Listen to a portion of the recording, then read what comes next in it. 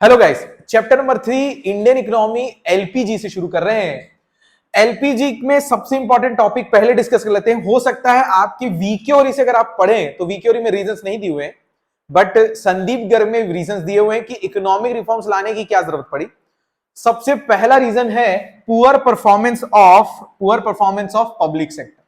देखो क्या हुआ, हमने इंडस्ट्रियल लाइसेंसिंग के कारण और आईपीआर के साथ हमने बहुत ज्यादा पब्लिक सेक्टर को मोनोपोली दे दी। और जब बहुत ज्यादा पब्लिक सेक्टर को मोनोपोली मिल गई तो पिल्फरेज, लीकेज और करप्शन पीक पे था, जिसकी वजह से बहुत सारे पीएसयू में फाइनेंशियल इनडिसिप्लिन आ गया। फाइनेंशियल इनडिसिप्लिन मतलब होता है जहां पर वो परफॉर्मेंस मतलब खर्चा कर रहे हैं, वहां से उनको रिटर्न नहीं मिल रहा है। जहां पर वो खर्चा कर रहे हैं वो बहुत ज्यादा गलत खर्चा हो जा रहा है, और जहां इन्वेस्टमेंट कर रहे हैं वो शायद या तो अपने फायदे के लिए, अपने फायदे को देखते हुए इन्वेस्टमेंट हो रहा है। ये सारे रीजन बन रहे हैं कि भैया आपको ध्यान में रखना चाहिए, except for few industries overall performance for very disappointing. मतलब बेसिकली लॉस ही लॉस चल रहा है। दूसरे नंबर पे है डेफिसिट डेफिसिट इन बीओपी। भाई डेफिसिट इन बीओपी, जब फॉरेन पेमेंट ज्यादा हो जाता है आपके फॉरेन रिसीट से। देखो एक्सपोर्ट ना बढ़ने का सबसे बड़ा रीजन था इंडियन प्रोडक्ट की क्वालिटी। नहीं तो अपन बोल सकते हैं ना कि सर ऐसा क्या है कि सिर्फ इंपोर्ट बढ़ रहा है, एक्सपोर्ट क्यों नहीं। फॉल इन फॉरेन एक्सचेंज, ऊपर वाले पॉइंट की वजह से हमारे foreign exchange receipt fell to the lowest level, led to the foreign exchange, क्या लिखा हुआ है, क्राइसिस। इसके कारण दूसरी कंट्री फंड देने के लिए रेडी नहीं है। फंड देने के लिए इसलिए रेडी नहीं है क्योंकि भैया अगर आपके कंट्री में फॉरेन एक्सचेंज रिजर्व में क्राइसिस हो रहे हैं, अगर हम आपको लोन दे भी देते हैं तो हमको क्या आप पे ट्रस्ट है कि आप हमको लोन वापस कर दोगे। फोर्थ नंबर पर है ह्यूज बर्डन ऑफ डेट। भैया गवर्नमेंट का क्या है ना, सिर्फ खर्चा दिख रहा है। गवर्नमेंट का क्या हो रहा है, सिर्फ खर्चा होते जा रहा है। Expenditure of government was much higher than the revenue. तो ऐसे केसेस में गवर्नमेंट को बैंक्स फ्रॉम पब्लिक और दूसरी गवर्नमेंट से क्या लेना पड़ रहा है, पैसे उधार लेने पड़ रहे हैं, जो इसकी वजह से क्या हो जा रहा है, वो डेट के नीचे दबते जा रहे हैं, बहुत सारा डेट हो जा रहा है।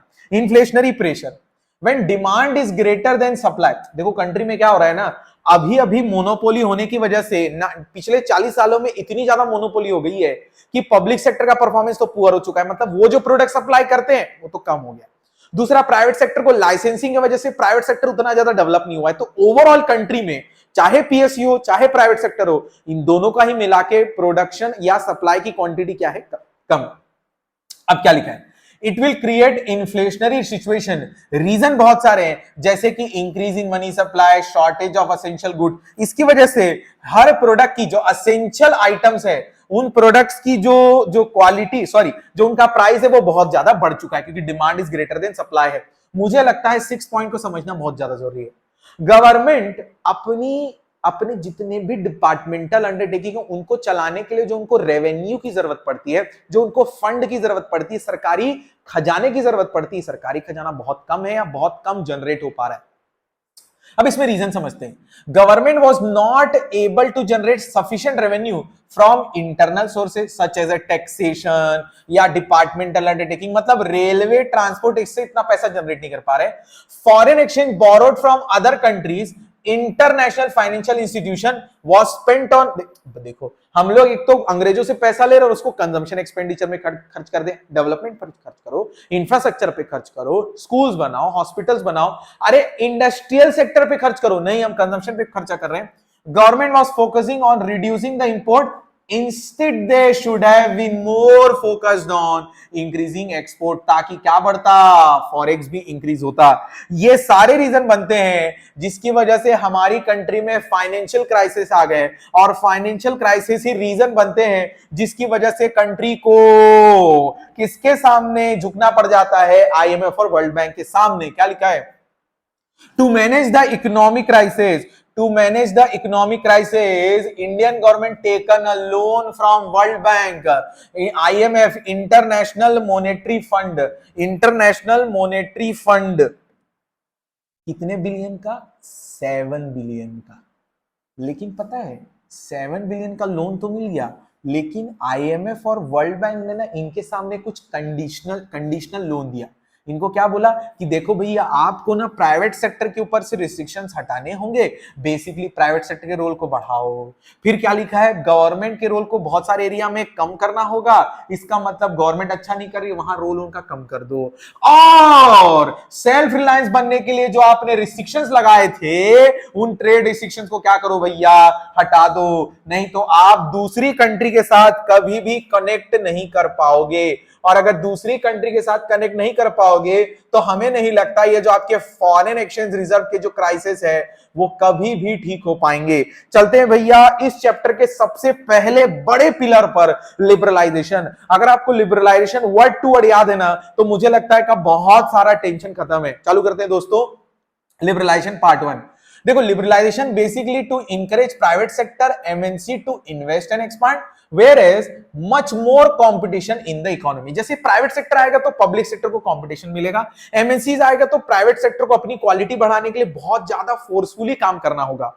अब आगे चलते हैं। Prior to 91 there was large number of government restriction in India, licensing policy, import export procedure, foreign exchange इतना नहीं मंगवा सकते इस कंट्री से, इतना नहीं। ये 1991 के पहले बहुत सारी पॉलिसी रिस्ट्रिक्शंस और ट्रेड पॉलिसी लगी हुई थी। इन सारी ट्रेड पॉलिसी को ध्यान में रखते हुए इनमें रिफॉर्म्स लाएगा और एक पैकेज बनाया गया कि इन एरियाज में हम लोगों को चेंजेस लाने हैं, रिफॉर्म्स लाने हैं। भैया देखो, सबसे पहला जो रिफॉर्म है लिबरलाइजेशन के अंदर, देखो लिबरलाइजेशन का मतलब क्या होता है वो पहले अपन समझ लेते हैं। लिबरलाइजेशन मतलब removal of entry and growth restriction जो लगा हुआ है किस पे, प्राइवेट सेक्टर पे, उसको हटा दो। Liberalisation involve deregulation and reduction of government control and greater freedom of private investment। भैया अगर आपको इकोनॉमी को मोर कॉम्पिटिटिव बनाना है तो आपको रेगुलेशन, जो बहुत ज्यादा रेगुलेशन लगा के रखे हो, बहुत ज्यादा रिस्ट्रिक्शन लगा के रखे हो, उसको हटा दो। गवर्नमेंट के कंट्रोल को कम करो और प्राइवेट सेक्टर को बहुत ज्यादा फ्रीडम दो। Under this process business is given free hand and allowed run business. मतलब अब बिजनेस में क्या प्रोड्यूस करना है, कितना प्रोड्यूस करना है, ये डिसीजन अब प्राइवेट एंटरप्रेन्योर्स बिना गवर्नमेंट के रिस्ट्रिक्शन से खुद ले सकते हैं। तो सबसे पहला जो रिफॉर्म मैं डिस्कस करने वाला हूं वो इंडस्ट्रियल सेक्टर रिफॉर्म है। देखो, अगर प्राइवेट सेक्टर के रोल को बढ़ाना है तो पहले उसके ऊपर लगे हुए लाइसेंसिंग सिस्टम को हटाया जाए। तो सबसे पहले हम लोग क्या कर रहे हैं, reduction in industrial licensing. New policy abolish industrial licensing for all the project except for 18 industries. No licence were needed. किसके लिए, न्यू एक्सपांशन और डाइवर्सिफिकेशन के लिए। पर 5 इंडस्ट्रीज के लिए आज भी किसकी जरूरत है, लाइसेंस की जरूरत है। इसका मतलब इन एरियाज में प्राइवेट सेक्टर जा सकता था, जा सकता है, लेकिन इनके लिए गवर्नमेंट की लाइसेंस की जरूरत पड़ती थी और आज सिर्फ 5 लोगों के लिए गवर्नमेंट की लाइसेंस की जरूरत पड़ेगी। फिर भैया बोला था ना उन्होंने, हम आपको लोन तो दे रहे हैं, पब्लिक सेक्टर रोल को कम करो। Decrease in the role of public sector under the economic policy. 17 industries पहले रिजर्व थी किसके लिए दोस्तों, पब्लिक सेक्टर के लिए, उसको रिड्यूस करके कितना कर दिया, और आज कितना कर दिया, रिड्यूस 3। इसका मतलब रेलवे, डिफेंस और एटॉमिक में कौन जा सकता है, सिर्फ गवर्नमेंट। वहां कौन नहीं जा सकता, प्राइवेट। अगर सर लाइसेंस ला लू तो लाइसेंस लेगा तो भी नहीं जा सकता, क्योंकि ये रिजर्व्ड है शेड्यूल ए के अंदर, ये सिर्फ पब्लिक सेक्टर ही जा पाएगा। याद करो, हमने कार्व कमेटी ने 1995 को रूरल डेवलपमेंट के लिए एक सजेशन दिया था कि स्मॉल स्केल इंडस्ट्रीज को भी डेवलप किया जाए, क्योंकि स्मॉल स्केल इंडस्ट्रीज उस समय छोटे लेवल पर काम कर रही थी और आज 1991 में हमें जीडीपी ग्रोथ रेट को ना बहुत बड़े लेवल पर पुश करना है। तो एसएसआई इतने बड़े लेवल पे इकोनॉमी को ग्रोथ नहीं दे पाएगी। क्यों sir, small investment, small business, small thinking और स्मॉल एरिया ऑफ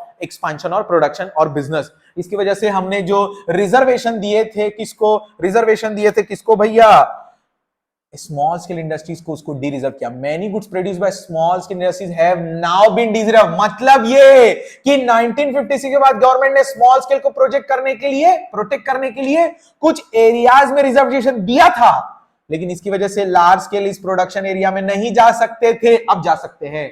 हमने रिजर्वेशन हटा दिया, किसके ऊपर से, एसएसआई के ऊपर से। और लास्ट है, अब आप प्रोडक्शन कैपेसिटी के लिए लाइसेंसिंग लेने की जरूरत नहीं है। फ्रीडम फ्रॉम कैपेसिटी, क्या प्रोड्यूस करना है, कितना प्रोड्यूस करना है, ये डिसीजन मेकिंग अब मार्केट के हिसाब से आप ले सकते हो। दूसरा है फाइनेंशियल सेक्टर रिफॉर्म्स। दूसरे हमने जो सबसे बड़ा डिसीजन लिया गवर्नमेंट ने 1991 के बाद, वो लिया कि हमारे कंट्री में यार बहुत सारे लोगों के पास आइडिया है, बहुत सारे लोगों को बिजनेस एक्सपांड करने का एक बहुत अच्छा नॉलेज है, लेकिन सही टाइम पर अगर उन लोगों को फंड मिल जाए, क्रेडिट मिल जाए, लोन मिल जाए ना, तो मुझे लगता है एज ए गवर्नमेंट को लगता है कि ये लोग अच्छा खासा बिजनेस को ग्रो कर सकते हैं। तो हमने एज ए गवर्नमेंट क्या किया, भैया लोन कौन देगा, क्योंकि आरबीआई तो बना लिया गया गवर्नमेंट के लिए, लेकिन लोगों के लिए हम क्या बनाए, तो लोगों के लिए हमने बनाया कमर्शियल बैंक। क्या लिखा है, फाइनेंशियल सेक्टर रिफॉर्म। आरबीआई के रोल को रेगुलेटर से रिड्यूस करके क्या बना दिया गया, फैसिलिटेटर। मतलब फाइनेंशियल सेक्टर के बाकी कंपोनेंट बहुत सारे मैटर आरबीआई से बिना पूछ के डिसीजन ले सकते हैं। नई जो ब्रांचेस है, प्राइवेट ब्रांचेस है, किसकी, प्राइवेट सेक्टर की जो बैंकों की ब्रांचेस है वो खोलने के लिए अलाउ कर दिया गया। बैंकों में फॉरेन लिमिट को 74% तक कर दिया गया, और नेशनलाइजेशन के तहत बहुत सारी कमर्शियल बैंक को पब्लिक सेक्टर के नाम से चालू कर दिया गया, ताकि जो सोशल लेवल पर हम लोगों को हर आदमी को क्रेडिट पहुंचाना है वो वाली प्रॉब्लम सॉल्व हो सके। अगला रिफॉर्म्स हम लोग डिस्कस करने वाले हैं, अगला पॉइंट जो फाइनेंशियल सेक्टर में ही है वो है प्राइवेट बैंक्स। क्या है, देखो प्राइवेट बैंक्स। अब देखो ध्यान से समझना, the reform policy led to the establishment of private sector bank, Indian as well as foreign. Indian banks ने क्या फील किया, कंपटीशन इंक्रीज किया, ताकि अब गवर्नमेंट सेक्टर अपनी मोनोपोली को कम कर सके और बैंक अपनी फैसिलिटीज प्रोवाइड करके अपनी क्वालिटी बढ़ाएगा। फिर लिखा है increase in the limit of foreign investment, 74% तक फॉरेन इन्वेस्टमेंट को बैंकों में बढ़ाया गया। ऑल्दो बैंक के रिसोर्सेज के लिए कंपनीज और अब्रॉड से पैसे रेस कर सकते हैं, बट आरबीआई अप्रूवल लेना पड़ेगा। कहने का ये मतलब, अगर हम 74% तक फॉरेन इन्वेस्टमेंट को अलाउ कर रहे हैं तो पहले आरबीआई से अप्रूवल लेना पड़ेगा, एक लिमिट से ज्यादा अगर आपको फॉरेन एक्सचेंज मंगवाना है तो। इसके बाद हम लोग डिस्कस करते हैं तीसरे नंबर का रिफॉर्म, वो है दोस्तों टैक्स रिफॉर्म। क्या है दोस्तों, tax reform. Refer to the reforms in government taxation and public which are known as, क्या लिखा है, फिस्कल पॉलिसी। दो टाइप के direct tax consist of taxes on income of individual और profit of business, refer to those taxes generally imposed on goods and services. अब ये बीच में क्यों आए, ध्यान से समझो। अगर गवर्नमेंट को इतने बड़े लेवल पर इंफ्रास्ट्रक्चर डेवलपमेंट, इतने बड़े लेवल पर इंडस्ट्रियल डेवलपमेंट करना है, तो रेवेन्यू के कुछ एरियाज ढूंढने होंगे, और रेवेन्यूज के कुछ एरिया में सबसे पहले नंबर पे आ रहा है डायरेक्ट टैक्स और इनडायरेक्ट टैक्स। तो उन्होंने डायरेक्ट टैक्स को क्या किया, 1991 तक रेवेन्यू टैक्स जनरेट करने के लिए टैक्स के रेट ज्यादा रखे थे, बट लोगों ने टैक्स चोरी चालू कर दी। तो so it is now widely accepted कि भैया अब डायरेक्ट टैक्स के रेट को क्या करना चाहिए, रिड्यूस करना चाहिए, ताकि तू खुद अपनी इनकम दिखाएगा और कम टैक्स पे करने के लिए रेडी रहेगा। अब डिस्कस करते हैं रिफॉर्म इन इनडायरेक्ट टैक्स। ये ना बहुत अच्छी लाइन बताते हैं, बहुत ध्यान से समझना। डायरेक्ट टैक्स तो सिर्फ वही पे करेगा ना दोस्तों, डायरेक्ट टैक्स तो वही पे करेगा जो जिसकी इनकम उतनी जनरेट होगी। वीडियो चालू किया हो ना, हाँ। डायरेक्ट टैक्स तो वही पे करने वाला है, पे करने वाला है जिसकी इनकम जनरेट होगी। हमारे कंट्री में से बहुत सारे लोग हैं ना जो इनकम जनरेट ही नहीं कर रहे, तो उन लोगों के लिए हम लोग क्या लेके आए, reforms in indirect taxes due to slab limit. जिनकी इनकम स्पेसिफाइड लिमिट से कम होगी वो सब लोग इनकम टैक्स नहीं देंगे, तो उनसे टैक्स कलेक्ट करने के लिए प्राइस पर लगा दो गुड्स के, और पटाने के प्रोसीजर को कम किया गया, क्योंकि पटाना क्या था दोस्तों, महंगा, हर कोई पटा नहीं पा रहा था, और जब हर कोई पटा नहीं पा रहा था तो इसके लिए हमने पटाने के प्रोसीजर को क्या कर दिया, simplify, to encourage better compliance on the part of tax payer. थोड़ा प्रोसीजर सिंप्लीफाइड करो ताकि मैं पटा सकूं, ठीक है दोस्तों। मेरी बात नहीं करते, आगे चलते हैं फोर्थ पॉइंट में, फॉरेन एक्सचेंज रिफॉर्म्स। अब ध्यान से समझो, ये ना थोड़ा अच्छे से समझना।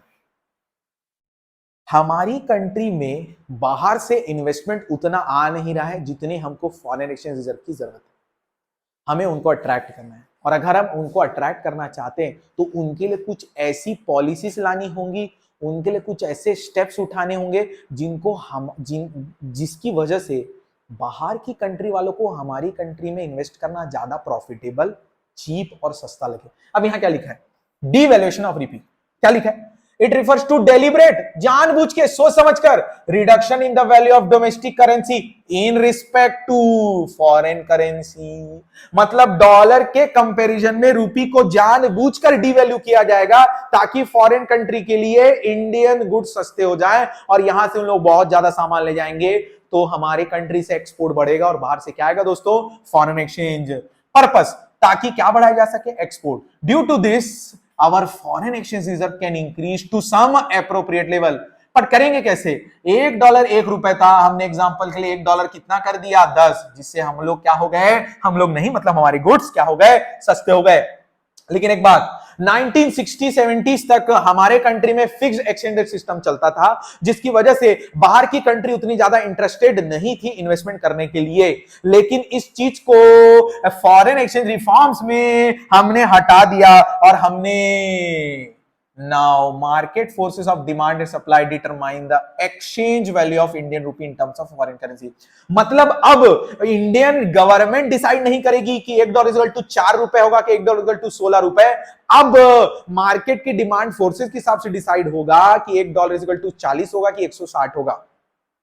चलो दोस्तों चालू करते हैं अगला टॉपिक, वो है ध्यान से समझना, ट्रेड एंड इन्वेस्टमेंट रिफॉर्म्स। भैया मेरे को लगता है लिबरलाइजेशन में अगर अपन ऐसे थरली पढ़े तो आप लोगों को वर्ड टू वर्ड 2 तो चीजें याद रहनी चाहिए। एक पहले नंबर पे आता है भैया आपका इंडस्ट्रियल सेक्टर रिफॉर्म्स, क्योंकि वो बहुत बड़ा इकोनॉमिकल चेंजेस हुआ उस टाइम पीरियड पे, रेशनलाइज्ड बोल सकते हैं और ऐसी तैसी कराए, जो भी वर्ड था। अब आगे चलते हैं 4th नंबर पर। 4th नंबर पर रिफॉर्म्स है trade and investment policy reforms. Basically ये इंपोर्ट सब्स्टिट्यूशन के लिए लाया गया। Before 1991, lot of restrictions were imposed on import to protect the क्या दोस्तों, डोमेस्टिक इंडस्ट्रीज। लेकिन इससे डोमेस्टिक इंडस्ट्रीज को मोनोपोली हो गई, कंपटीशन मिल नहीं रहा है, तो उनकी स्लो ग्रोथ हो गई। तो कंपटीशन बढ़ाने के लिए और डोमेस्टिक इंडस्ट्रीज को ग्लोबली कॉम्पिटिटिवनेस बढ़ाने के लिए, फॉरेन इन्वेस्टमेंट बाहर से बढ़ाने के लिए और लोकल इंडस्ट्रीज को प्रमोट करने के लिए हमने क्या किया, हमने सबसे पहले तो बहुत सारे गुड्स से क्वांटिटेटिव रिस्ट्रिक्शंस हटा दिया दोस्तों। अब आप मैन्युफैक्चर्ड कंज्यूमर गुड्स और एग्रीकल्चर प्रोडक्ट्स पे जो रिस्ट्रिक्शंस लगे थे वो हटा दिए। हमने एक्सपोर्ट ड्यूटी हटा दी, इंपोर्ट ड्यूटी कम कर दी। एक्सपोर्ट ड्यूटी इसलिए हटा दी ताकि हम लोगों का गुड्स, इंडियन गुड्स कौन से मार्केट में इंटरफेयर कर सके, इंटरनेशनल मार्केट में, तभी तो हम अपनी क्वालिटी बढ़ाएंगे।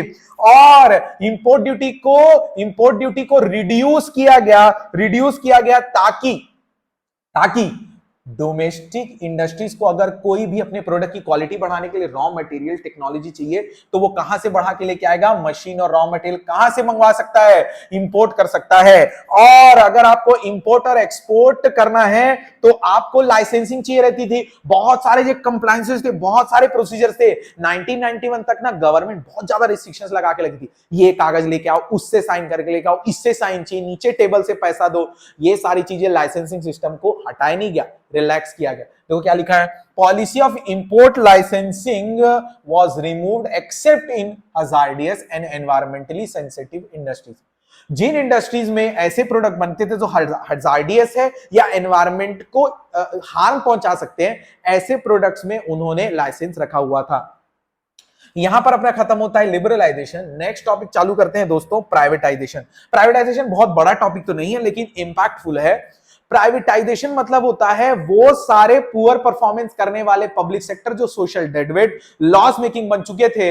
ये जरूरी था गवर्नमेंट को डिसीजन लेना कि उन पीएसयू को प्राइवेट सेक्टर को बेचो, क्योंकि प्राइवेट सेक्टर एमएनसी को अट्रैक्ट करेगा, प्राइवेट सेक्टर उसमें इन्वेस्ट करेगा, और क्योंकि प्राइवेट सेक्टर को कंपटीशन फेस करना पड़ता है, वो उनकी क्वालिटी एनहांस करेगा, जिससे वो लॉस मेकिंग कंपनी पहले तो नो लॉस नो प्रॉफिट पे और धीरे धीरे करके इकोनॉमी को ग्रोथ में कंट्रीब्यूट करे और प्रॉफिट जनरेटिंग कंपनी बन पाए। प्राइवेटाइजेशन क्या होता है?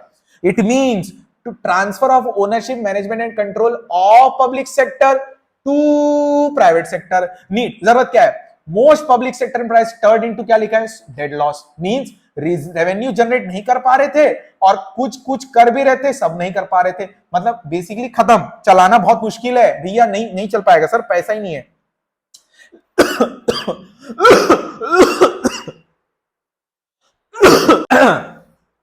दूसरे पॉइंट में लीकेज, पिल्फरेज, इनएफिशिएंसी और करप्शन। अब भैया ज्यादा करप्शन आएगा, ऑब्वियसली बात है। मैंने आपको एक वर्ड बताया था, फाइनेंशियल इनडिसिप्लिन। मतलब आप खर्चा तो कर रहे हो लेकिन वहां से रिकवरी जीरो हो रही है, आप खर्चा तो कर रहे हो लेकिन रेवेन्यू जनरेट नहीं हो रहा है। ये सारी जो चीजें हैं बहुत दिक्कत है। It was also believe that private capital managerial कभी कभी ऐसा होता है दोस्तों कि आप जो, जैसे मैं एक डिस्कस कर लेते हैं। कभी कभी ऐसा होता है कि आप लोग जो आंसर्स लिखते हैं ना, वो ऐसे ही होते हैं कि मैं लिखना यहां चाह रहा हूं और लिख रहा, देखो यही होता है सर। आपने ऐसे आंसर लिखे ना दोस्तों, मैं बता रहा हूं ना, मेरे को कभी कभी डाउट होता है कि मैंने साल भर, मतलब आप क्लास में बैठे तो थे लेकिन पता नहीं क्या क्या अपग्रेड हो गया आपका, कौन सा सॉफ्टवेयर हिल गया है, क्या हो गया, मेरे को तो समझ नहीं आता। बट ठीक है, let's move on to the next topic दोस्तों। It was also believe that private capital and managerial capability, मतलब संभाल नहीं पा रहे, आपके पास पैसा तो है, जैसे आप पढ़ तो रहे हो, मार्क्स नहीं आ रहे, तो वैसे ही है, टाइम तो इन्वेस्ट कर रहे, रेवेन्यू जनरेट नहीं हो रहा है। ठीक है दोस्तों, तो प्राइवेटाइजेशन कैसे होता है? दो तरीके से होता है, ये ध्यान से समझ लो दोस्तों। प्राइवेटाइजेशन दो तरीके से होता है। पहला, transfer of ownership and management of public sector from government to the private sector, या फिर by selling of part of equity of PSU to public sector, इसको बोलते हैं डिसइन्वेस्टमेंट। ये याद करो दोस्तों, मैक्रो में कैपिटल, अच्छा आपको कहां याद होगा, मैं बताता हूं। ये मैं टेंशन लेके आ रहा हूं। Disinvestment one of the capital seat है, क्योंकि प्राइवेट सेक्टर को अगर जा रहा है तो पब्लिक सेक्टर की एसेट क्या हो रही है दोस्तों, कम हो रही है। नेक्स्ट टॉपिक शुरू करेंगे अपन, ग्लोबलाइजेशन। तो यहां पर खत्म होता है लिबरलाइजेशन और प्राइवेटाइजेशन। दूसरे वीडियो में अपन चालू करते हैं दोस्तों चैप्टर 3 एलपीजी में हम खत्म कर चुके हैं ग्लोबलाइजेशन, हम खत्म कर चुके हैं प्राइवेटाइजेशन। अब हम चालू करने वाले हैं ग्लोबलाइजेशन। ग्लोबलाइजेशन का खासा मतलब अगर अपन लेमन लैंग्वेज में डिस्कस करें तो हमें जो रिस्ट्रिक्शंस हमने इंपोर्ट सब्स्टिट्यूशन के टाइम पर लगाए थे, जिसकी वजह से हम लोगों का वर्ल्ड इकोनॉमी के साथ इंटीग्रेशन बहुत कम हो चुका था, उस इंटीग्रेशन को बढ़ाने के लिए और इंटीग्रेट करने के लिए वर्ल्ड इकोनॉमी को इंडियन इकोनॉमी के साथ हमने ग्लोबलाइजेशन लाया। इट मींस, देखो क्या लिखा है, it means integrating the national economy with the world economy through removal of barriers on the international trade and capital movement. अब ध्यान से समझो, ग्लोबलाइजेशन खास करके ना वो पॉलिसी का आउटकम है। अगर हमने प्राइवेटाइजेशन किया और मेरे को प्राइवेट सेक्टर आके क्या बोलता है, सर बाहर से कंपनी ने हमारी कंपनी में इन्वेस्टमेंट करना चाहती है, ओ यार वो भी दिक्कत हो गई। अगर मान के चलो हम लोग लेके आ रहे हैं लिबरलाइजेशन, हमने प्राइवेट सेक्टर रोल को बढ़ा दिया, प्राइवेट सेक्टर क्या बोल रहा है, सर हम लोगों को एमएनसी इन्वेस्ट करना चाहता है, आपने बैंकिंग सेक्टर में सर लिमिट बढ़ा दी है। ये सारे रीजन बन रहे हैं, कहीं ना कहीं ये फोर्सफुली हो रहा है कि आपको वर्ल्ड इकोनॉमी के साथ कनेक्ट होना पड़ेगा, पीछे नहीं रह सकते।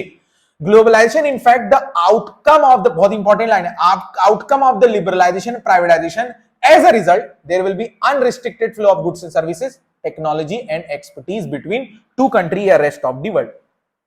अब कौन सी ऐसी स्ट्रेटेजी है जिसके कारण ग्लोबलाइजेशन को बहुत फायदा मिल रहा है? ऐसी कौन सी स्ट्रेटेजी है जिससे हमको लग रहा है कि इससे ग्लोबलाइजेशन प्रमोट हुआ है? What are the strategies promoting globalization of the Indian economy? पहला, इक्विटी लिमिट बढ़ा के फॉरेन कैपिटल की इनिशियली 40% से it now ranges between 51 to 100%। ये हम लोग फॉरेन एक्सचेंज को बढ़ाने के लिए प्लस प्रोडक्ट की एफिशिएंसी और प्लस ग्रोथ के लिए कर रहे हैं। दूसरा लिखा है, in respect to foreign technology agreement, पहले 1 करोड़ तक के लिए जो भी एग्रीमेंट है वो ऑटोमेटिक परमिशन, मतलब इस परमिशन के लिए लिमिट लगाए थे वो हटा दिया, परमिशन लेने की जरूरत नहीं है। दूसरा है, तीसरे नंबर पे है, in order to make international adjustment of Indian rupee was devalued in 1990 by 20 rupee. मतलब हम खुद अपनी इज्जत फॉरेन कंट्री के सामने कम कर रहे हैं ताकि इंपोर्ट डिस्करेज होगा, बाहर वाले महंगे हो जाएंगे और फॉरेन कैपिटल आएगा। क्यों फॉरेन कैपिटल आएगा? क्योंकि बाहर वालों के लिए इंडियन गुड्स क्या हो जाएगा दोस्तों, सस्ता हो जाएगा। In order to encourage competitiveness, tariff barrier have been withdrawn. इसका मतलब अब बाहर की कंट्री के साथ इंडिया का ट्रेड बढ़ जाएगा, क्योंकि हमने तो trade barriers quantitative restrictions, tariff restrictions हटा दिए हैं। फिफ्थ नंबर पे देखते हैं, हमने क्वांटिटेटिव रिस्ट्रिक्शंस भी हटा दिए, ताकि हम बाहर से कुछ मंगवा सके in order to maintain bilateral trade. अब देखो ग्लोबलाइजेशन का फायदा और नुकसान क्या हो रहा है, ग्लोबलाइजेशन क्यों करना चाहिए। मैं फेवर में बात करता हूं, पहले फेवर में बात करते हैं, ताकि हम लोगों को इंटरनेशनल मार्केट में एक्सेस मिले, क्योंकि अब रिस्ट्रिक्शन हट चुके हैं, एडवांस टेक्नोलॉजी मिले। बाहर से क्या मिलेगी दोस्तों, एडवांस टेक्नोलॉजी, जो डोमेस्टिक कंपनी को अपनी क्वालिटी बढ़ाने के लिए बहुत जरूरी है। Now large industry of developing country, हमारे कंट्री में तू बहुत फेमस है टाटा, हमारी कंट्री में तू बहुत फेमस है रिलायंस, लेकिन तू वर्ल्ड लेवल पर फेमस नहीं है। ग्लोबलाइजेशन की वजह से तेरा माल अब इंडिया से उठ के बाहर भी जा सकता है।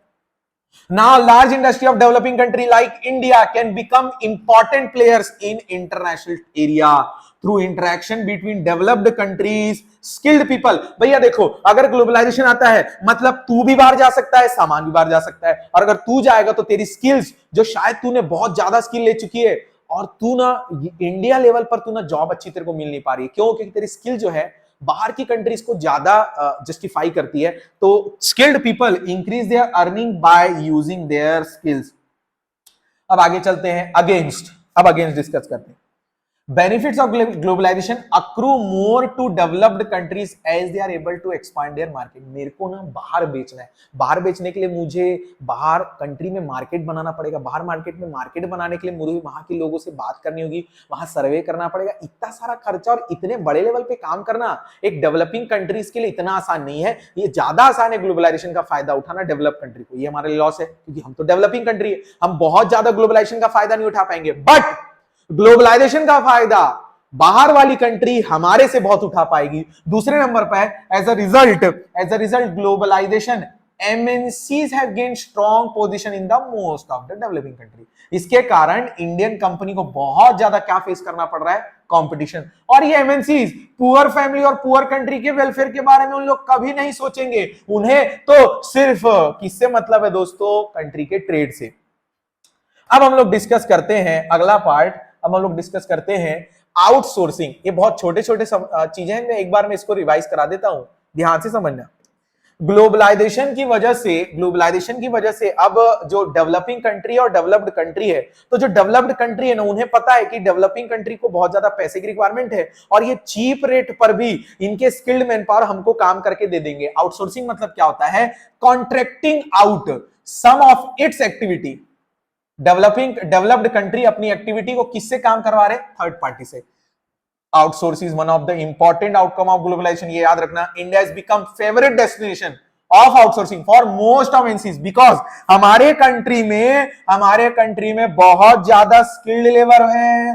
दूसरा, बहुत ज्यादा एमएनसी को वेरियस गुड ऑफर्स मिलते हैं इंडियन गवर्नमेंट से, तो वे यहाँ के काम करवाना चाहते हैं। और हमारे कंट्री का जो इंडियन आईटी सेक्टर है वो बहुत ज्यादा दूसरे कंट्री के कंपैरिजन में अच्छा कंपटीशन दे रहा है। मतलब क्या सर, हमारे कंट्री का जो आईटी सेक्टर है वो बाहर के कंट्री के आईटी सेक्टर के कंपैरिजन में बहुत ज्यादा स्किल्ड है। तो बाहर की जो कंट्री है जिनको आईटी सेक्टर में चीप रेट पर बहुत सारा काम करवाना है, वो प्रिफर कर रहे हैं इंडिया को as a outsourcing favourable destination. एक छोटा सा टॉपिक और डिस्कस कर लेते हैं, world trade organization. World trade organization में आपको याद रखना है, ये 1948 में गैट को रिप्लेस किया 1995 में। सम फंक्शन क्या है, ये इंटरनेशनल ट्रेड को फैसिलिटेट करता है ताकि सही जगह से रिमूवल और नॉन टेरिफ जो बैरियर है उसको रिमूव किया जा सके। Production of trade and services को प्रोटेक्ट करता है।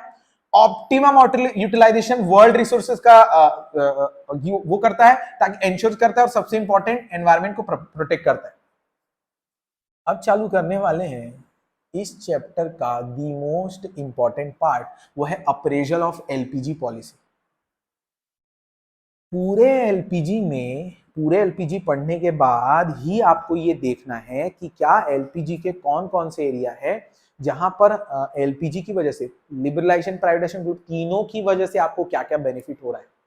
आर्ग्यूमेंट्स इन फेवर, बुक वाले को लग रहा है, संदीप गर सर को लग रहा है, या वीकेओरी सर को लग रहा है, या इनको लग रहा है कि मैं कुछ आर्ग्यूमेंट बनाना चाहता हूं एलपीजी के फेवर में कि हाँ एलपीजी होना अच्छा हुआ। पहला, इकोनॉमिक ग्रोथ बढ़ गया, प्राइवेट सेक्टर को रोल ज्यादा मिलना, लाइसेंसिंग सिस्टम खत्म हो जाना, एमएनसीज का आना, एसएसआई की जगह लार्ज स्केल को जाना, बैकवर्ड एरिया में डेवलपमेंट, ये सारे during the reform period growth of agriculture has decline and industrial sector reported changes whereas growth of service sector has gone up. ये सारी चीजें क्या शो कर रही हैं कि आपके कंट्री में इकोनॉमिक ग्रोथ तीनों सेक्टर से होना शुरू हुआ है। हमारे कंट्री में बहुत ज्यादा फॉरेन एक्सचेंज आया है। There has been increase in the foreign exchange reserve from 6 billion to 637 billion. कब? 26/11/2021 को। अब देखो, आपको नहीं लगता ये और ये पॉइंट दोनों कनेक्टेड है? कैसे?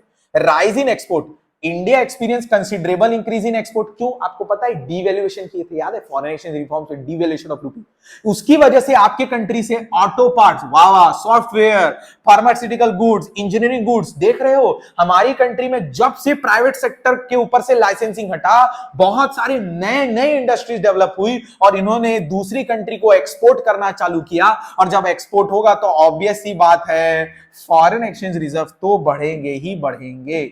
अब आगे चलते हैं चौथे पॉइंट की ओर। अभी हम किस में है दोस्तों? अभी हम अगेंस्ट में नहीं, अभी हम फेवर में हैं। देखो, इन्फ्लेशन कंट्रोल हुआ। इन्फ्लेशन कब कंट्रोल होता है? जब सप्लाई बढ़ती है। देखो, प्राइवेट सेक्टर के ऊपर से लाइसेंस हट रहा है, एसएसआई आ रहे हैं, एमएनसीज आ रही है, ये सारे कहीं ना कहीं इंडिकेशन है कि आपके कंट्री में production of goods and services बढ़ा है, which will lead to supply बढ़ना। तो क्या लिखा है? Increase in production, tax reforms और other reforms help the controlling the inflation. Industries बढ़ने से प्रोडक्शन बढ़ा, प्रोडक्शन बढ़ेगा, सप्लाई बढ़ा। टैक्स रेट भी कम होने से गुड्स एंड सर्विसेज के क्या हो गए? प्राइस कम हो गए। अब बात करते हैं, ये मेरे को मस्त पॉइंट लगता है जो आपको समझ में आएगा। लिबरलाइजेशन, प्राइवेटाइजेशन की वजह से आज दुनिया में जितने भी प्रोडक्ट हैं वो कंज्यूमर ओरिएंटेड प्रोडक्ट हैं। आज जितनी भी इंडस्ट्रीज ओपन हो रही है 90% उनके प्रोडक्ट कंज्यूमर को ध्यान में रखते बनाया जा रहा है। रीजन, कंपटीशन, ग्रोथ में आगे रहना। Producers are widely responding to consumer choice and preference. Now, wide range of variety of goods and services from global market are now available to easy reach for the consumer of Indian market. भैया, India के consumer को आसानी से global level के market में उसकी reach पहुंच चुकी है। इसका मतलब उसको वाइड रेंज ऑफ प्रोडक्ट मिल चुके हैं। अब फ्लो ऑफ फॉरेन इन्वेस्टमेंट, देखो बहुत इजी पॉइंट है वाला। क्या लिखा है? देखो थोड़ा शांति से पढ़ते हैं। The opening of economy, that is globalization, led to the rapid increase in foreign direct investment. This is done in view to fact that domestic economy was not generating enough surplus for investment.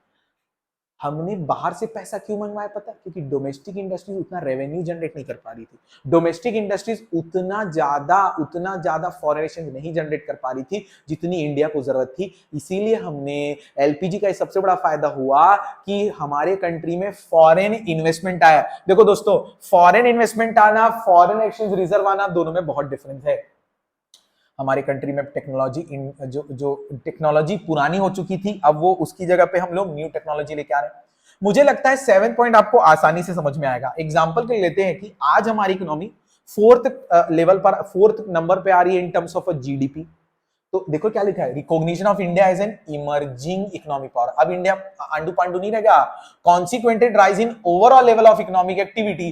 Now India being recognised as a emerging economic power. और हमारी country में ना monopoly नहीं है भैया। इतनी ज्यादा private sector को फ्रीडम, इतनी ज्यादा एमएनसीज, लाइसेंसिंग सिस्टम का हटाना, इतना ज्यादा बैकवर्ड एरिया को बेनिफिट प्रोवाइड करना और इतने सारे टैक्स रिफॉर्म्स लेके आना, इतने सारे फाइनेंशियल सेक्टर रिफॉर्म्स लाना, प्राइवेट बैंक्स का ओपन आना, कहीं ना कहीं इस चीज को फोकस करता है कि जितने भी लोगों को मोनोपोली थी वो अब मोनोपोली शिफ्ट होके उनके मार्केट को क्या बना दिया गया है? Competitive market. Indian market now increasingly shedding its monopolistic player to becoming more and more competitive market.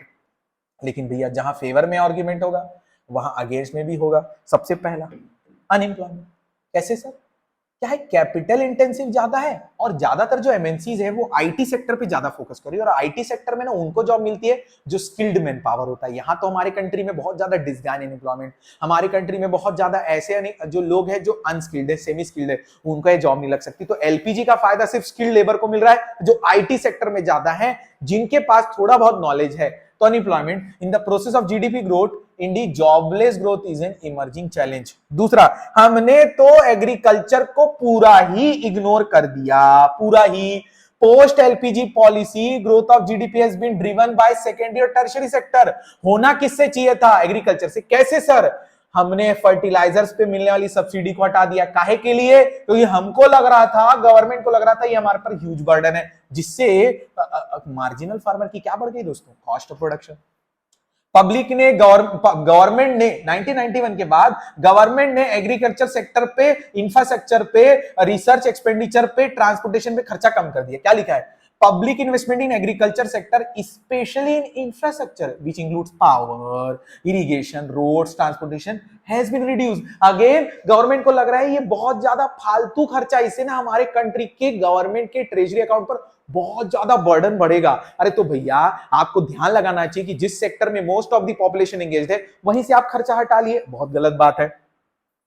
फिर अपन डिस्कस करते हैं due to reduction in import duties. अब एग्रीकल्चर प्रोडक्ट्स बाहर से भी मार्केट में आ रहे हैं तो हमको क्या मिल रहा है, international competition. Due to export oriented policies, production shifted from food grain to क्या हो गया, कैश क्रॉप। तो इससे लॉस क्या है दोस्तों, हमारे कंट्री के फूड क्रॉप का जो प्रोडक्शन है एकदम से कम होना चालू हो गया। इस बात पर बहुत ज्यादा फोकस करेंगे कि हमारी कंट्री अब बहुत ज्यादा फूड क्रॉप से कहां शिफ्ट हो रही है, कैश क्रॉप। अब आगे चलते हैं नेक्स्ट टॉपिक की ओर, वो है low level of industrial growth. अब ध्यान से समझना दोस्तों, low level of industrial growth. देखो, अगर बहुत ज्यादा हमारी कंट्री में बाहर से इंपोर्टेड, जो चीपर इंपोर्टेड गुड्स है, उनकी अगर डिमांड बढ़ती रहेगी, अगर उनकी डिमांड बढ़ती रहेगी तो हमको तो डोमेस्टिक कंपनीज को बहुत ज्यादा क्या फेस करना पड़ जाएगा, कंपटीशन फेस करना पड़ जाएगा, बेसिकली चाइनीज गुड्स। और इसकी वजह से एक तो बाहर से इंपोर्टेड गुड्स से हमको कंपटीशन मिल रहा है। हम चाह रहे हैं कि भाई तुम हमको इंफ्रास्ट्रक्चर दे दो, हमको पावर सप्लाई दे दो, वो भी हमारे कंट्री में बहुत ज्यादा इनएडिक्वेट है। इनएडिक्वेट मतलब कुछ एरिया में बहुत ज्यादा पावर सप्लाई इंफ्रास्ट्रक्चर है, बहुत ज्यादा अर्बनाइजेशन है, कुछ एरिया में इंडस्ट्रीज के लिए कोई पावर सप्लाई, कोई बेसिक इंफ्रास्ट्रक्चर है ही नहीं। Developed country charging high taxes on their import to restrict the access of developing country. भैया अगर मैं यूएस को कुछ एक्सपोर्ट करना चाहता हूं ना तो वो बहुत ज्यादा अपने कंट्री में इंपोर्ट ड्यूटी लगा लेता है, तो मेरे गुड्स उस कंट्री में पहुंच ही नहीं पाते। फोर्थ नंबर पर है अर्बन कॉन्सेंट्रेशन ऑफ ग्रोथ। मतलब एमएनसीज आएगी, एलएसआई आएगी, ये ज्यादातर अर्बन एरिया में ही अपना इन्वेस्टमेंट बढ़ाना चाहेंगे क्योंकि उनको रॉ मटेरियल, बेसिक इंफ्रास्ट्रक्चर आसानी से मिल जाते हैं। सिक्स्थ पॉइंट, सिर्फ और सिर्फ सर्विस सेक्टर ही अच्छा कर रहा है। LPG has accelerated the growth process, it does not include all the sector, whereas ज्यादातर कौन इंक्रीज हो रहा है, सर्विस सेक्टर। तो भैया ये इंक्लूसिव ग्रोथ नहीं है। इंक्लूसिव ग्रोथ मतलब कि तीनों सेक्टर अगर बढ़ता ना तो एलपीजी से फायदा होता, ना तो एग्रीकल्चर सेक्टर बढ़ रहा है, ना तो सेकेंडरी सेक्टर के लिए आपने इंफ्रास्ट्रक्चर लाया। अभी आपने देखा ना low level of industrial growth, तो ना तो सेकेंडरी सेक्टर ना एग्रीकल्चर सेक्टर। सिक्स्थ है, ये ना ध्यान से समझना, डिसइन्वेस्टमेंट की इनइफेक्टिव पॉलिसी। डिसइन्वेस्टमेंट मतलब क्या होता है, पब्लिक सेक्टर जो लॉस मेकिंग है उसको किसको बेच देना, प्राइवेट सेक्टर को। अगर आप कम रेट पे बेचोगे तो भैया जो आपको रिकवर होने वाला होगा उस पीएसयू से तो बहुत कम रिकवर होगा, और इसकी वजह से हो सकता है कि जो पैसा आने वाला होगा 50,000 करोड़ वो 40,000 करोड़ आएगा, तो भैया कम आएगा। तो आपकी इनइफेक्टिव ये चीजें शो हुई ना, आप बार्गेन अच्छे से नहीं कर पाए, आपका जो असेट वैल्यूएशन था वो गलत हुआ। अब क्या लिखा है, those government enterprises who is not working well, उनको अपन किसको बेच देते थे, प्राइवेट सेक्टर को। दिक्कत ये हुई जब अपन कुछ बेचते हैं तो असेट वैल्यूएशन करते हैं, बट गवर्नमेंट की पॉलिसी में कमी ये हो गई कि गवर्नमेंट ने अपनी कंपनी की अंडर वैल्यूएशन किया, जिसकी वजह से जो पैसे आने वाले थे वो बहुत कम हुए। रादर देन उसको डेवलपमेंट पे खर्चा करने की वजह से गवर्नमेंट अपने रेवेन्यू के जो ट्रेजरी अकाउंट है उसको फुलफिल करने पे उसको यूज कर रही है। लास्ट पॉइंट है, लास्ट दो, टैक्सेशन पॉलिसी।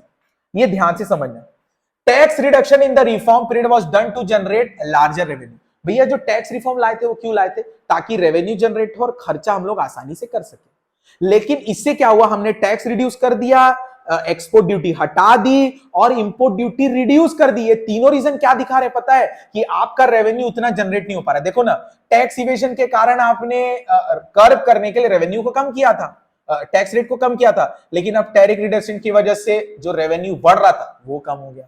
टैक्स इंसेंटिव देने के चक्कर में, फॉरेन इन्वेस्टमेंटर को अट्रैक्ट करने के चक्कर में आपका फिर से टैक्स रेवेन्यू क्या हो गया है? कम। और लास्ट पॉइंट है कि एलपीजी की वजह से ज्यादातर ना कंज्यूमर ओरिएंटेड मार्केट है और ऐसे प्रोडक्ट मार्केट में घूम रहे हैं जिसका ज्यादातर जो परचेस है वो कंज्यूमर करता तो है, लेकिन उसका बेनिफिट लॉन्गर पीरियड तक उसको नहीं हो पाता। यहां पर खत्म होता है दोस्तों अपना एलपीजी। एलपीजी खत्म होने के बाद अपन शुरू करने वाले human capital formation. Thank you दोस्तों।